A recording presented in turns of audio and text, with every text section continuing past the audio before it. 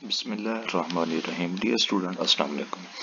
Tanveer M S speak channel کے ساتھ آپ کی خدمت میں ایک دفعہ پھر ایک نئی ویڈیو کے ساتھ حاضر ہیں، اور آج کی جو ویڈیو ہے وہ یونٹ 1 to 18 جو ہم نے Urdu lecture series course code number 404 start کیا ہے، اس کا یونٹ 2 لیکچر 2 سٹارٹ ہونے والا ہے۔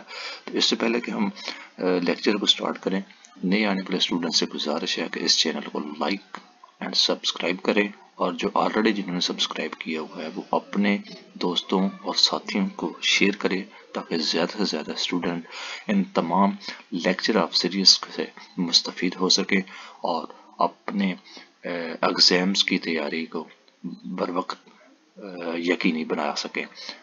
اس سے پہلے کہ ہم لیکچر 2 یونٹ 2 کا باقاعدہ آغاز کریں تو میری تمام جو آلریڈی سبسکرائبر اور ویورز ہیں ان سے گزارش ہے کہ موٹیویشن اسپیک جو کوئٹڈ ہیں ویسٹرن اسکالرس کی، اور جو پاکستانی اور اردو کے اسکالرس ہیں، یعنی کہ جو پوئٹری حضرات شاعر حضرات کی جو پوئٹری ہے وہ آپ لوگوں تک شیئر کی جا رہی ہے، اس کو بھی لائک اینڈ سبسکرائب کریں اور اپنے واٹس ایپ اسٹیٹس میں ان کو زینت بنائیں۔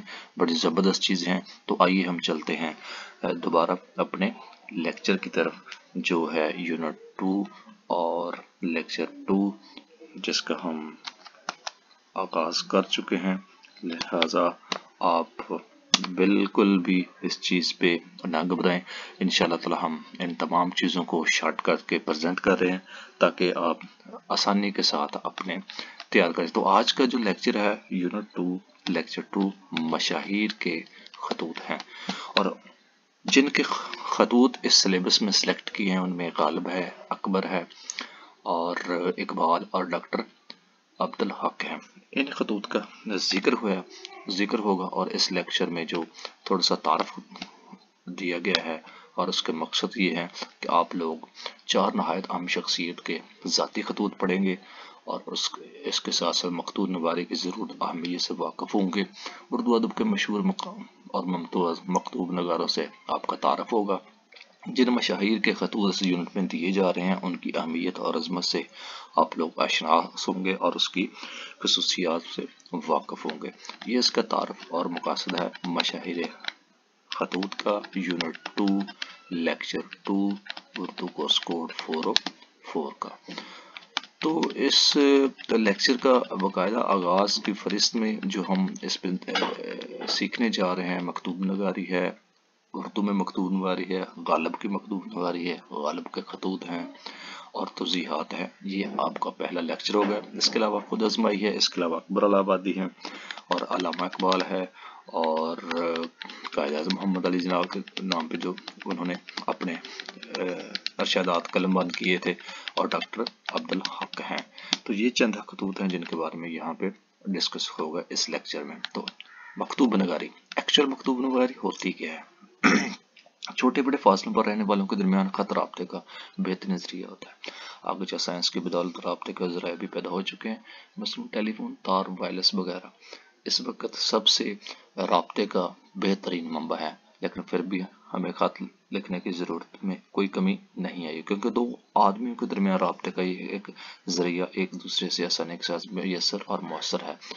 دوسرے ذرائع زیادہ مہنگے بھی ہیں اور تمام لوگوں کو دستیاب بھی نہیں۔ پھر یہ کہ جس قدر تفصیل کے ساتھ خطوط کے ذریعے بات چیت ہو سکتی ہے، ٹیلی فون اور تار وغیرہ کے ذریعے ممکن نہیں۔ خط کو جس میں ملاقات کہا گیا ہے، ملاقات میں جو گفتگو آمنے سامنے بیٹھ کر ہوتی ہے وہ خط میں لے کر ہوتی ہے۔ ہر آدمی اپنے دور افتادہ عزیزوں اور دوستوں کو خط لکھنے کی ضرورت محسوس کرتا ہے۔ یہ ضرورت ایسی ہے کہ جو لوگ بدقسمت سے پڑھے لکھے نہیں ہیں وہ تعلیم یافتہ لوگوں سے اپنے خط لکھوا سکیں۔ پاکستان جیسے ملک میں جہاں خواندگی کی شرح بہت کم ہے، معمولی پڑھے لکھے لوگ ناخواندہ لوگوں کے خطوط لکھ کر ہی اپنی روزی کما لیتے ہیں۔ عام آدمیوں کے خطوط کی تو کوئی اہمیت نہیں ہوتی، لیکن ممتاز شخصیتوں کے خطوط بڑی اہمیت رکھتے ہیں۔ یعنی خطوط سے ان کی زندگی اور ان کے زمانے کی زندگی پر خاصی روشنی پڑتی ہے۔ وہ ہے خطوط سے کسی کی سماوری مرتب کرنے میں بھی مدد ملتی ہے اور کسی زمانے کی تاریخ کو سمجھنے میں بھی۔ جو آدمی جتنا زیادہ اہم یا عظیم ہوتا ہے اس کے خطوط اتنے زیادہ مفید اور کارآمد ہوتے ہیں۔ اسی لیے دنیا کی ہر قوم اپنے مشاہیر کے خطوط کو محفوظ کرنے کی کوشش کرتی ہے۔ مثال کے طور پر آپ دیکھتے ہیں قائد اعظم علامہ اقبال کی سالگرہ یا برسی کے موقع پر اخبار میں ان کے خطوط کے عکس شائع کیے جاتے ہیں۔ جو حال میں کہیں سے حاصل ہو سکے ان کتابوں کی شکل میں محفوظ کرنے کی کوشش کی جاتی ہے۔ خطوط سے علامہ اقبال کی شخصیت اور ان کے خیالات اور نظریات پر کچھ نئی روشنی پڑتی ہے اور انہیں ایک نئے نقطہ نظر سے سمجھنے میں مدد ملتی ہے۔ کسی قوم کے مشاہیر میں مذہبی علماء، سیاسی رہنما، سماجی مصلحین، قومی مفکرین اور مختلف موضوعات کے ماہرین کے علاوہ ادباء اور شعراء بھی ہوتے ہیں۔ دنیا کی ہر زبان کے نثری ادب میں جہاں داستانیں، ناول، افسانے، ڈرامہ، سوانح اور تنقید وغیرہ کا سرمایہ ملتا ہے، وہاں مشہور اور ممتاز ادیبوں اور شاعروں کے خطوط کے مجموعے بھی ملتے ہیں۔ ادیبوں اور شاعروں کے خطوط ادب کی کوئی صنف نہیں، لیکن دنیا کے ہر ادب کا ایک جز ضرور ہے۔ بعض ادیبوں اور شاعروں نے خط لکھنے میں ایسے کمال کا مظاہرہ کیا کہ اگر وہ کچھ اور نہ لکھتے جب بھی وہ صرف اپنے خطوط کی وجہ سے زندہ رہ سکتے تھے، اور ادب میں غالب اس کی بہترین مثال ہیں۔ یعنی کہ یہ وہ ہیں جنہوں نے افسانے، ڈرامے، سوانح، اپنی زندگی کے تمام چیزیں جو انہوں نے گزاری وہ انہوں نے اپنے خطوط میں شیئر کی، اور انہی کو ہم مکتوب غالبی جیسے مکتوبات غالب، مکتوبات اقبال، مکتوبات اکبر العبادی جیسی شخصیات نے اپنی زندگی کے جو وہ کرتے تھے، جو وہ کر گزرتے تھے، یا جو بھی ان کے خیالات ہوتے تھے، وہ ان کو اظہار خیال کرتے تھے اپنے خطوط میں، اور وہ کسی کو بھیج دیتے تھے یا وہ لے کے رکھ لیتے تھے۔ انہی چیزوں کو یہاں پہ ذکر کیا گیا ہے۔ سب سے پہلے جو ہم ذکر کرنے جا رہے ہیں اردو میں مکتوب نگاری کا۔ اردو میں ادب میں غالبی وہ پہلے شخص یا شاعر ہیں جن کے خطوط خود ان کی زندگی میں محفوظ کیے گئے اور جن کے مجموعے شائع کیے گئے۔ اردو مولہ اور عود ہندی غالب میں خود شناسی اور خود اعتمادی بہت تھی۔ وہ اپنی شاعری اور اپنے خطوط دونوں کی اہمیت کا صحیح اندازہ رکھتے تھے۔ وہ جانتے تھے کہ ان کی شاعری بھی زندہ رہے گی اور ان کے خطوط بھی۔ اس معاملے میں ان کے اہل نظر احباب بھی ان سے متفق تھے، چنانچہ انہوں نے اپنی شاعری کی طرح اپنے خطوط کو محفوظ کرنے کی بھی کوشش کی اور اس کوشش میں کامیاب رہے۔ غالب کے خطوط کی حفاظت کا سلسلہ آج تک جاری ہے۔ یہی وجہ کہ اب تک ان کے خطوط کے کئی مجموعے سامنے آ چکے ہیں۔ غالب سے پہلے اردو شاعری میں جو بڑی شخصیتیں گزری، مثلاً ولی دکنی، میر تقی میر، میر درد، مرزا رفیع، سودا، میر حسن وغیرہ، ان کے خطوط کبھی محفوظ نہ ہو سکے، لیکن غالب کے زمانے سے لے کر آج تک یہ کوشش جاری کہ ممتاز ادیبوں اور شاعروں کے خطوط محفوظ کیے جائیں۔ چنانچہ غالب کے زمانے کی دوسری نہایت اہم شخصیت سید احمد خان اور ان کے رفقائے کار مولانا حالی، شبلی نعمانی، نذیر احمد، محمد حسین آزاد کے خطوط کے چھپے ہوئے موجود ہیں۔ اردو کے جو صاحب طرز نثر نگار گزرے ہیں، انہوں نے اپنی ذاتی خطوط میں بھی اپنے نثر کی خوبیوں کو برقرار رکھنے کی کوشش کی ہے۔ یہ اس بات کو یوں سمجھنا چاہیے کہ ان کے ذاتی خطوط میں بھی ان کی نثر کی خوبیاں موجود ہیں۔ مثلاً شبلی نعمانی کے ایک دوست اور پرستار مہدی افادی تھے، جو اردو کے مشہور نشاب اندازوں میں ان کے خطوط کے 2 مجموعے ان کی بیگم نے شائع کیے۔ ان کے مجموعوں کا ہر خط مہدی افادی کے مخصوص اسلوب کی نمائندگی کرتا ہے، یعنی کہ مہدی انہوں نے اپنے ہر قسم کے بیان کو بڑے اچھے طریقے سے بیان کیا۔ وہ تو یوں تو ہر ادیب یا شاعر کے خطوط میں اسلوب کی بھی خوبیاں نہ ہوں، پھر بھی ان کی اہمیت کے لیے اتنا کافی ہے کہ وہ کسی ممتاز ادیب یا شاعر کے خطوط ہیں، لیکن اہل قلم کا خطوط اپنے موضوعات اور اسلوب دنیا کے اعتبار سے مستقل تصنیف کا درجہ حاصل کر رہے تھے۔ مثلاً اردو میں نیاز فتح پوری کے خطوط کے 3 مجموعے جو مکتوبات نیاز کے عنوان سے 3 جلدوں میں شائع ہوئے، یا مولانا اول کلام آزاد کے وہ خطوط جو غبار خطار کے نام سے شائع ہوئے۔ نیاز اور آزاد کے خطوط ادب عالیہ کے نہایت عمدہ مثالیں ہیں۔ پروفیسر رشید احمد صدیقی جو چند سال پہلے انتقال کر کے اردو کے نہایت بلند پایہ انشا پردازوں میں سے تھے، اس وقت تک ان کے خطوط کے 2-3 مجموعے شائع ہو چکے ہیں۔ ان خطوط کے مطالعے سے پتہ چلتا ہے کہ وہ اردو کے بہترین مکتوب نگاروں میں سے تھے۔ اردو کے بہترین مکتوب نگاروں کا ذکر کرتے ہوئے وقت صفی اختر کو فراموش نہیں کیا جا سکتا۔ وہ اردو کے مشہور شاعر اسرار الحق مجاز کی بہن اور اردو کے مشہور جاں نثار اختر کی بیوی تھی۔ انہوں نے اپنی زندگی میں کچھ ادبی مضامین ضرور لکھے، لیکن وہ ایک ادیبہ کی حیثیت سے روشن نہ ہو سکی۔ البتہ انہوں نے جو خطوط اپنے شوہر کے نام لکھے اور جو ان کی وفات کے بعد زیر لب کے نام سے شائع ہوئے، وہ بلا اختلاف رائے اردو کے بہترین خطوط میں شمار کیے گئے۔ زیر لب کے بعد ان کے خطوط کا ایک اور مجموعہ حرف اشنابی شائع ہو چکا ہے، جو انہیں خوبیوں کا حامل ہے جو زیر لب میں پائی جاتی ہیں۔ ابن انشا جو اردو کے نہایت مقبول مزار نگار اور شاعر تھے، خطوط میں بھی بہت لکھے تھے۔ اب تک ان کے جو خطوط اور رسالوں میں شائع جو ان سے اندازہ ہوتا ہے کہ جب کبھی ان کے خطوط کا کوئی مجموعہ شائع ہوگا، وہ اردو کے مکتوباتی ادب میں ایک بلند مقام حاصل کرے گا۔ یعنی کہ ان تمام شعراء اور ادباء جن کا نام یہاں پہ ذکر کیا گیا، ان کی سبا عمری، ان کے ذات حیات اور انہوں نے اپنی زندگی کی تمام ایکٹیویٹیز اور مصروفیات کو اپنے خطوط میں قلم بند کر کے ایک نئے دور کا آغاز کیا تھا، اور انہی کی وجہ سے آج یہ اردو ادب بھی ایک زندہ ہے، اور مکتوبات مشاہیر کے نام پہ یہ چیزیں آپ کو اویلیبل ہیں مختلف نصاب کی کتابوں میں. سوری.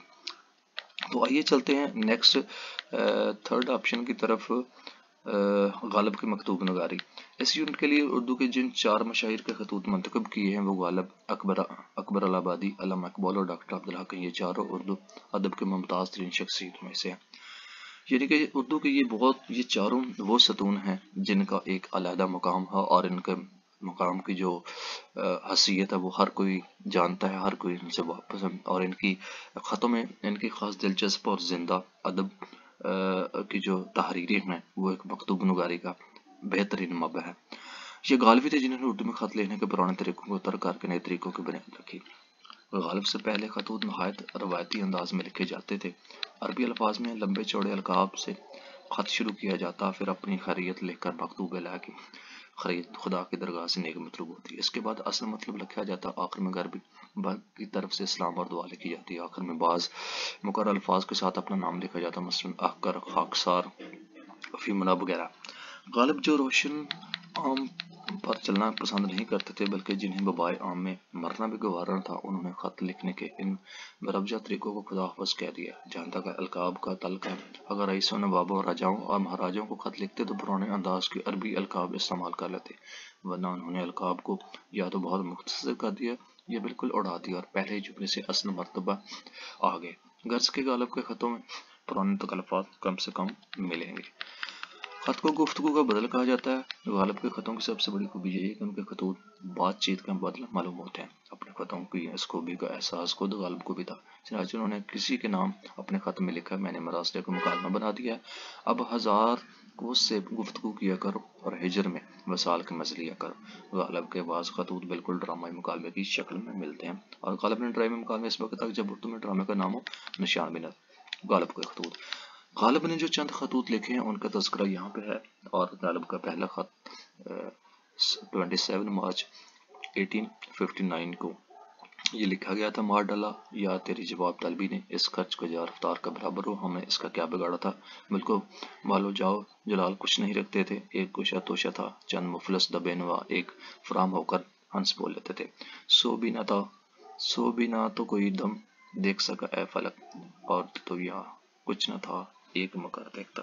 یہ کچھ اشعار تھے خواجہ میر درد کا، جو کل سے مجھ کو خواجہ میکش بہت یاد آتا ہے. سو صاحب اب تم ہی بتاؤ کہ میں تم کو کیا لکھوں. وہ سوپتے ہو تقریریں جو یاد کرتے ہو، یعنی کہ جو کچھ بھی غالب کو محسوس ہوتا، فیل ہوتا، اور وہ اپنے خطوط میں قلم بند کر لیتے. اور یہ کچھ لیٹر نمبر 1 تھا ان کا، غالب کا، جنہوں نے اپنے ادوار میں لکھا تھا.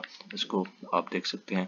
اور اس کا تذکرہ تھوڑا سا اور کرتا چلوں: اب تم چاہو بیٹھے رہو چاہے جاؤ، اپنے گھر میں تو روٹی کھانے جاتے جاؤ، اندر باہر سب روزے دار، یہاں تک کہ بڑا لڑکا باقر علی خان بھی، صرف ایک میں اور ایک بیٹا حسین علی، یہ ہم روزہ خور ہیں. یعنی کہ یہ وہ الفاظ ہیں، یہ وہ القابات ہیں جو غالب نے محسوس کیا، اور اس وقت اپنے ڈائری میں یا اپنے جو بھی اویلیبل چیزیں تھیں وہاں پہ قلم بند کی، اور آج یہ پبلش ہیں اور اردو ادب کا ایک بہترین حصہ ہے. اسی طرح لیٹر نمبر 2 ہے، یہ بھی غالب کا ہے، اور یہ 1859 میں: میاں لڑکے کہاں پھیرے ہو، ادھر آؤ، خبریں سنو، دربار لاڈ صاحب کا میرٹھ میں ہوا، دلی کے علاقے کا جگیردار منجم حکم کمشنر دلی میرٹھ گئے، موافق دستور کدی مل جائے.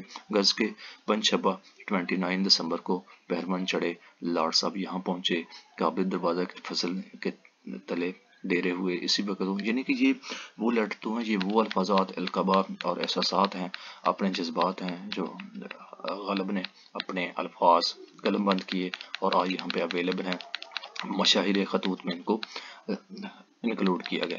تو آگے یہ توضیحات ہیں، یعنی کہ جو الفاظات غالب نے اپنے ان خطوط میں، دونوں خطوط میں استعمال کیے، مشکل الفاظ ہیں اور ان کے معنی ہیں. مار ڈالا یا تیری جواب طلبی، یہ خط میری مجروح کے نام ہے، جو غالب کے بہت عزیز شاگرد تھے. یہاں غالب نے انہیں یار کہہ کر مخاطب کے اس جملے کا مطلب یہ ہے کہ تم نے خاطب کا جواب کا تقاضا کر کے مجھے پریشان کر ڈالا. آگے کچھ ان کی ڈیٹیل ہے، یا خود بھی دیکھ سکتے ہیں۔ تو کہنے کا مطلب یہ ہے اس لیکچر میں کہ یہ وہ جو آپ مشاہیر خطوط لکھنے والے صاحبان جو محسوس کرتے، جو جذبات ان کے اس وقت ہوتے، وہ اپنے دوستوں، یاروں، عزیزوں یا کسی خاص اس وقت کے مشہور لوگوں کو یہ بیچتے، یا وہ قلم بند کے اپنے پاس رکھ لیتے، اور وہ یہ ساری کی ساری چیزیں آج اس اردو ادب کا حصہ ہیں جن کو مشاہیر خطوط کا نام دیا گیا تھا۔